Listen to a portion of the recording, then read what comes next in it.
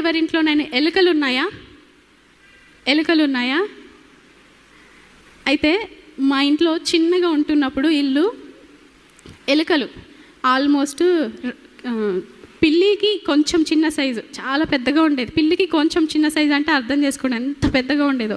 చాలా 50+ అలా ఉండేదేమో. అస్సలు వాటి స్మెల్, అవి తిరగడం చాలా అసహ్యంగా ఉండేది.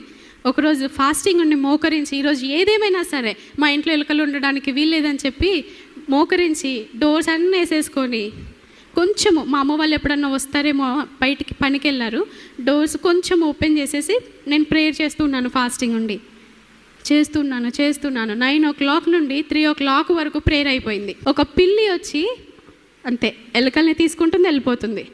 ఏంటి సౌండ్ అని చూస్తే పిల్లి నోట్లో పెద్ద పెద్ద ఎలుకలు. వస్తుంది తీసుకెళ్తుంది.